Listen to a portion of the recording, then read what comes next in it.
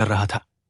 पसीना पीठ पर बह रहा था, कपड़े नम थे, फिर भी मैं मुस्कुराने की कोशिश करता रहा, क्योंकि इस मुस्कान के पीछे एक ही वजह थी, उम्मीद। अगर कभी किसी की तकलीफ ने आपका दिल छुआ हो, तो इस कहानी को सुनने से पहले एक छोटा सा साथ दीजिए, वीडियो को लाइक कर दीजिए और चैनल को सब्सक्राइब कर लीजिए, ताकि हम हर बार इंसानियत की एक नई कहानी आपके दिल तक पहुंचा सकें। आप किस शहर से इस वीडियो को देख रहे हैं, कमेंट में जरूर बताएं, ताकि हम आपको शुक्रिया कर सके। तो चलिए कहानी शुरू करते हैं। मेरा नाम राघव है।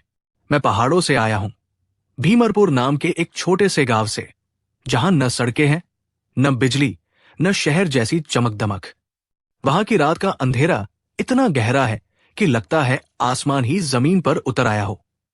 गरीबी ऐसी कि बच्चे बचपन में ही बूढ़े हो जाते हैं, माएं दुआओं से घर चलाती हैं और पिता सारी मेहनत के बाद भी खाली हाथ लौट आते हैं। मेरे मां बाप ने कभी सपने नहीं देखे। उन्हें मालूम था कि सपने देखने वाले अक्सर भूखे सो जाते हैं। मेरे भाई बहन भी उसी मिट्टी में पले, जैसे बारिश के भरोसे कोई पौधा उगता है। मैं भी वही था, पर एक फर्क था। मेरे भीतर ये जिद थी कि कुछ कर दिखाना है। सोचा था एक दिन मां बाप का चेहरा रोशन कर दूंगा, बहनों के हाथ पीले कर दूंगा, भाइयों को पढ़ा लिखा कर इज्जत दिलाऊंगा। इसी ख्वाहिश ने मुझे पहाड़ छोड़ने और शहर आने पर मजबूर कर दिया।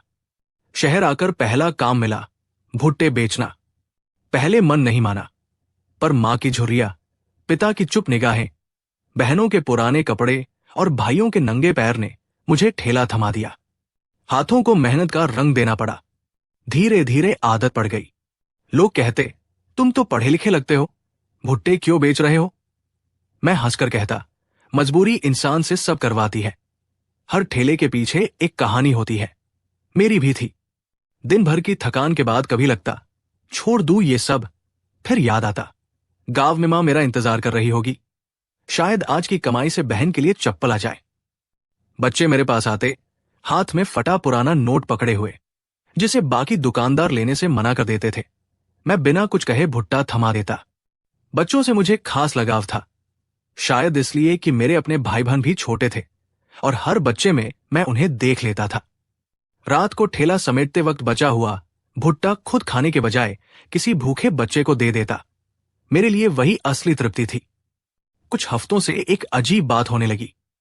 हर दिन ठीक मेरे ठेले के सामने सड़क पार एक बड़ी काली गाड़ी आकर रुक जाती। शीशे इतने गहरे कि अंदर कुछ दिखता नहीं, पर मेरे दिल को लगता था कि कोई मुझे अंदर से देख रहा है। शुरू में इत्तेफाक लगा, पर जब यह रोज होने लगा, बेचैनी बढ़ गई। मैं ठेला लगाता, गाड़ी आ जाती, शाम होते ही बिना कुछ कहे चली जाती। कौन था? क्यों रोज आता? डर भी लगता, जिज्ञासा भी। एक सुबह धूप हल्की थी। पार्क के बाहर बच्चे खेल रहे थे। मेरी नजर एक 5-6 साल की लड़की पर गई। गुलाबी फ्रॉक, बालों में नीली रिबन, आंखों में मासूमियत।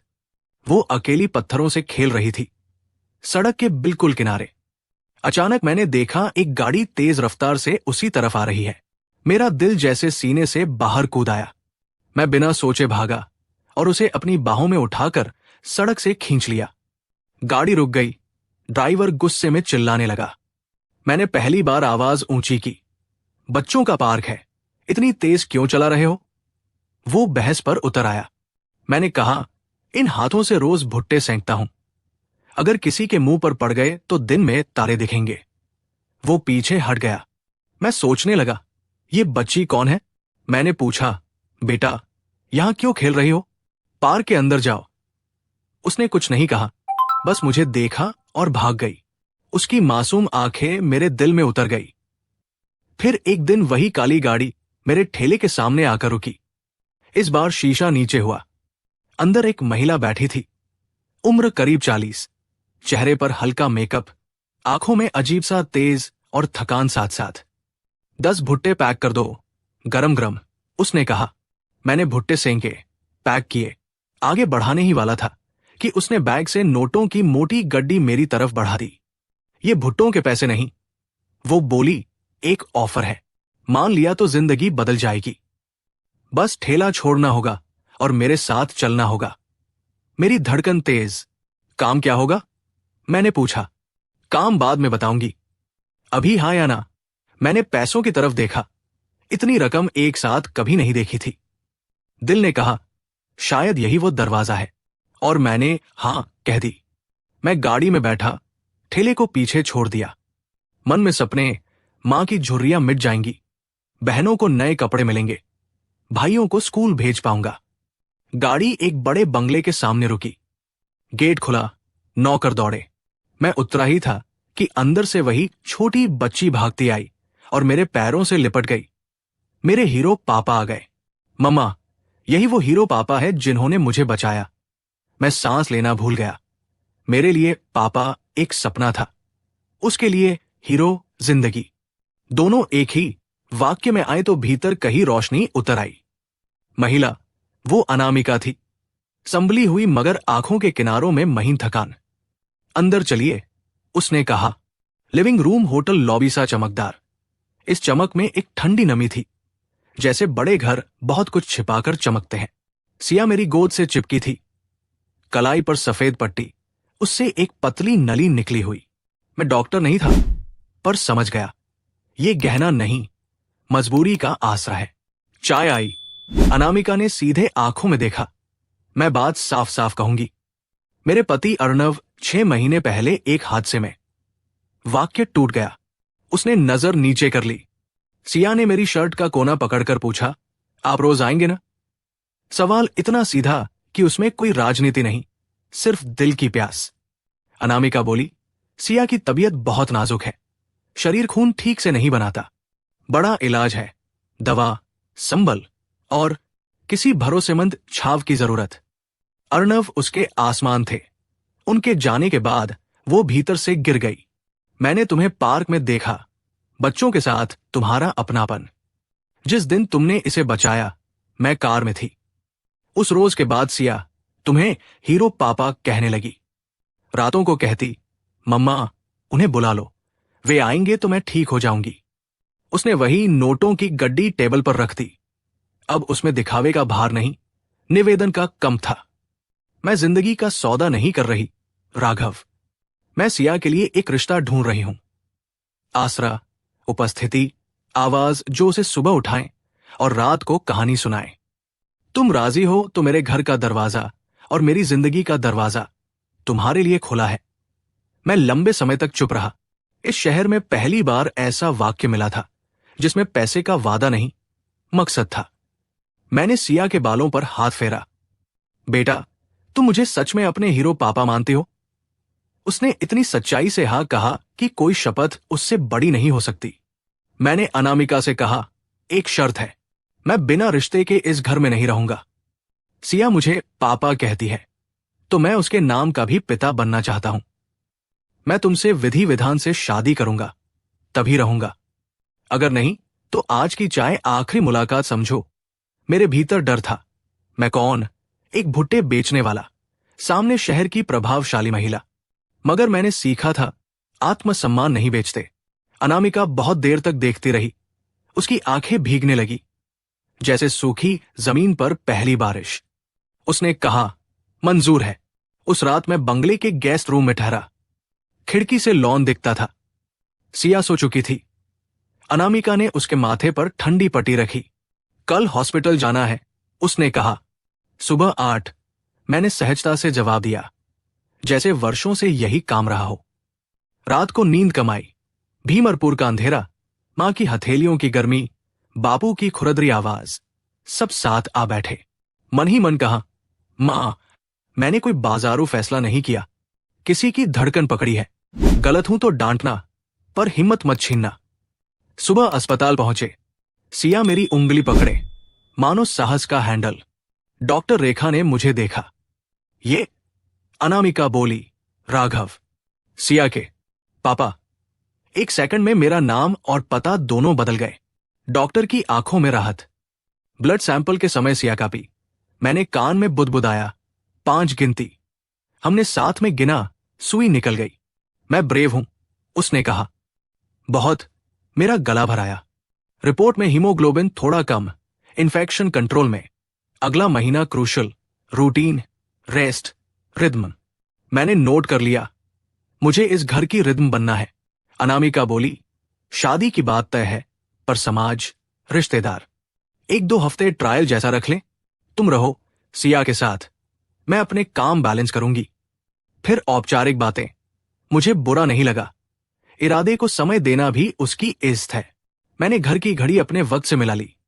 सुबह 6 बजे सैर, किचन में सादा नाश्ता, 10 बजे दवा, दोपहर कहानी, शाम झूला पर, रात लोरी। कैलेंडर पर चिन्ह, लाल दवा, नीला फॉलोअप, हरा पार्क। अनामिका मुस्कुरा दी। तुम्हारे अंदर पिता पहले से था, आज नाम की मोहर लगी है। रिश्तेदार आए, औपचारिक मुस्काने। राघव करते क्या है? भुट्टे बेचता था। एक पल की चुप्पी। काम कोई छोटा बड़ा नहीं, कागजी सहिष्णुता। मैंने कहा, नाम से पेट नहीं भरता, जिम्मेदारी से घर चलता है। अस्पताल की भाषा, स्कूल फॉर्म, सब सीखूंगा। अनामिका की आंखों में थैंक यू। मेहमान चले गए। मैंने कहा, साझा निर्णयों में दर्शक ज्यादा, हिस्सेदार कम। वो हंस दी। ठेले पर सीखा होगा। कम में पूरा कहना, मैंने जवाब दिया। सिया की दुनिया रंग लेने लगी। हमने सुबह की 5 मिनट की कहानी शुरू की। पहाड़ी पक्षी टुनटुनिया हर दिन नया गीत सीखती। दवा के बाद घंटी, डिंग डोंग चैंपियन। झूला 5 मिनट, फिर घास पर बादलों के आकार। एक बार उसने कहा, देखो वो बादल भुट्टे जैसा। रात को मां की लोरी, नीम की छाव, पल्ला थाम, धुन टूटती संवरती, पर सिया को नींद आ जाती। अनामिका ओट में खड़ी ये सब देखती। उसके चेहरे पर एक शब्द उतर आता, घर। बरसात की शाम, हवा तेज, बिजली चमकी। सिया डरकर सीने से चिपक गई। ये बादलों की ताली है, तुम्हारी बहादुरी के लिए, मैंने कहा। उसी वक्त दरवाजा। वो पुराना बदतमीज ड्राइवर कागज देने आया। अनामिका ने शांत रहकर फाइल ली। सिया ने कान में फुसफुसाया, हीरो पापा, डरना नहीं, मैं हूं ना। बच्चे सीखकर लौट आते हैं और आदमी को अक्ल देते हैं। रात को अनामिका ने कहा, मैंने समझौता नहीं किया, तुम आए तो हम बदलते हैं। तुम्हारा सम्मान करती हूं। और मैंने कहा, शब्द थकते हैं, उन्हें आराम दे। कल स्कूल का फॉर्म भरना है। तुम स्कूल की बात कैसे? काउंसलर ने कहा था, रिद्म, आधा दिन। स्कूल में फॉर्म, फादर्स नेम पर मेरी उंगली रुकी। अनामिका की मुस्कुराती हिम्मत। मैंने राघव लिखा। दुनिया नहीं बदली। मेरे भीतर दरवाजा क्लिक से लॉक हो गया, स्थिर। क्लास के दरवाजे पर सिया ने पीछे देखा। हम दोनों का अंगूठा ऊपर। वो अंदर चली गई। बाहर बेंच पर अनामिका ने पूछा, तुम्हारा स्कूल का पहला दिन? मेरे पास जूते नहीं थे। मास्टर जी बोले, नंगे पैरों में ABCD कठिन। मैंने कहा, कठिन तो भूख लगती है। उन्होंने थपक कर बिठा लिया। कुछ शिक्षक किताब नहीं, बच्चों के पेट पढ़ते हैं। अनामिका ने मेरे हाथ पर हाथ रख दिया, संक्षिप्त, भरोसे से भरा। सिया लौटी। मैंने दोस्त बनाया, नूर, और कविता सुनाई, टुनटुनिया का गीत। घर की कहानियां दुनिया की स्लेट पर लिखी जाने लगी। तीसरे हफ्ते रिपोर्ट, व्यवहार सुधर रहा, हीमोग्लोबिन ऊपर, पर लंबा रास्ता। डॉक्टर ने परहेज से कहा, कभी कभी भाई बहन का होना मानसिक रूप से मदद करता है। बाहर आते ही सिया ने कान में कहा, मुझे छोटा भाई चाहिए। बोर्ड पर लिख दिया है, ऊपर वाले की क्लास लगेगी तो बुलावा आ जाएगा। मैंने मुस्कुराकर कहा। घर लौटकर अनामिका बालकनी में धुंध देखती रही। डॉक्टर की बात और हमारी, मैं वास्तव में तुम्हारे साथ औपचारिक रूप से चलना चाहती हूं। पर यह निर्णय सिया के लिए है या हमारे लिए? मैं चाहती हूं दोनों के लिए हो। मैं मजबूरी में नहीं, तुम्हें इसलिए देखना चाहती हूं कि तुम हो। मैंने कहा, तुम्हारा यही वाक्य मेरी है। हम शादी करेंगे, सिया के लिए भी, अपने लिए भी। शर्त, पुराने दुखदर को घर से बाहर मत निकालो। उन्हें जगह दो ताकि वे भूत बनकर न रहें। वो मुस्कुराई, स्वीकृति और थोड़ी सी शरारत। मैंने कहा, एक काम और, मुझे भीमरपुर ले चलो। सिया को अपने पेड़ दिखाने हैं और मैं मां बापू के सामने तुम्हारा हाथ रखूंगा, बिना पर्दे। लोग क्या कहेंगे? लोग हमेशा बोलेंगे। मेरी मां चुप नहीं रहेंगी, और उस चुप में दुनिया से ज्यादा ताकत है। ट्रेन की रात, स्लीपर की हवा, प्लेटफॉर्म की चाय, सीटी। सिया मेरी गोद में सोई, सिर मेरी छाती पर, अनामिका सामने बर्थ पर, आधी आंखें। पहली बार इतना स्पष्ट लगा, अब अकेला नहीं हूं। अकेलेपन की आदत से बाहर आना चिकित्सा जैसा है, धीमा, सच्चा। भीमरपुर स्टेशन छोटा, सुबह का धुआं, लकड़ी का चूल्हा, दूर बकरियों की मिमियाहट। मां ने मुझे देखकर दुपट्टा आंखों पर रखा, फिर हंसी के साथ आंसू गिरा दिए। बापू का कंधा पहले कठोर, फिर ढहसा गया। उन्होंने वैसे ही सीने लगाया जैसे पहाड़ अपने बादलों को लगाते हैं। मां, ये अनामिका, मेरी पत्नी, और ये सिया, हमारी बिटिया। मां ने एक पल भी नहीं लिया, दोनों को गले लगा लिया। पुत्र, मैं हर रात संग मांगती थी, आज संग आया है। गांव ने बहुत पूछा। मैंने कहानी का उतना ही हिस्सा रखा जितना उनका पेट पचा सके। सम्मान सच का सबसे बड़ा हिस्सा है, बाकी विवरण दर्शकों के लिए। सिया ने आम के पेड़ को गले लगाया, मिट्टी में पैर दबाए। टुनटुनिया आज पहाड़ आई, गाया। गांव के बच्चों ने ताली। शाम को मां ने सिया के लिए खीर बनाई।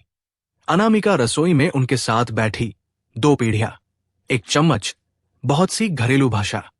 मैं खेत की मेड़ पर खड़ा, मेरी पुरानी दुनिया और नई दुनिया बीच में मिल रही थी। जैसे 2 नदियां संगम बनाती हैं और अपना रंग खोकर नया रंग रच देती हैं। शहर लौटकर तारीख तय, कम लोग, कम शब्द, पक्का वादा। मंदिर में सुबह की हल्की धूप, पीपल पर पीली चुनरी, अगरबत्ती की महक। पंडित ने मंत्र पढ़े, सिया ने हमारे गले में माला डाली, जैसे कह रही हो, अब तुम दोनों मेरे मम्मा पापा हो। सिंदूर भरते समय उंगली कापी, उसमें 7 साल के संघर्ष, भूख, ठेले का धुआं और हर बूंद पसीने की याद थी। मंगलसूत्र की डोर बंद होते ही घंटी बजी। अब ये सिर्फ मेरा घर नहीं, हमारा है। लौटते वक्त मोहल्ले के बच्चों ने फूल बरसाए। सिया का प्लान। घर का दरवाजा खुला, धूप ने भी कदम रखा। बड़े रिवाज नहीं, रसोई में चाय, मां की थाली में हल्दी कुमकुम, सिया का दीवार पर बना फैमिली ड्राइंग, बीच में वह, एक तरफ मैं, दूसरी तरफ अनामिका, ऊपर सूरज और चांद, सूरज आप, चांद मम्मा, और मैं दोनों के बीच झूलती हूं। अनामिका की आंखें नम, मैंने कंधे पर हाथ रखा। घर पूरा था। कुछ दिन बाद मैं पुराने ठेले वाली गली गया। लोग पहचान गए, कुछ खुश, कुछ ताने, देखो भुट्टे वाला अब बंगले में रहता है। मैंने हंसकर कहा, हां, और अब भी भुट्टा वैसे ही सेंक सकता हूं। 3 भुट्टे लिए, एक नौकर, एक अनामिका, एक अपने लिए। सिंकचों की आवाज, धुआं, गरम गरम भुट्टा, सबको सलाम। जो रास्ते तुम्हें यहां तक लाए, उन्हें भूलो मत, सलाम करके आगे बढ़ो। शादी के बाद सिया की मेडिकल दिनचर्या नई। डॉक्टर ने कहा, आपका साथ उसके लिए दवा जैसा काम कर रहा है। हीमोग्लोबिन ऊपर, पर लंबी प्रक्रिया। हमने घर में मजे का कोना बनाया, छोटी लाइब्रेरी, पेंटिंग का सामान, बालकनी में झूला जो आसमान देख सके। लोरी मेरी जिम्मेदारी। सिया ने मुझे एक लोरी सिखाई, झूला झूले चांद तले।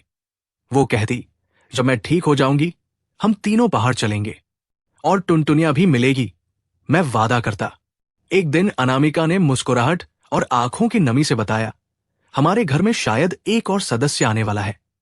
मैंने उसका हाथ पकड़ लिया, ये घर और भी पूरा होगा।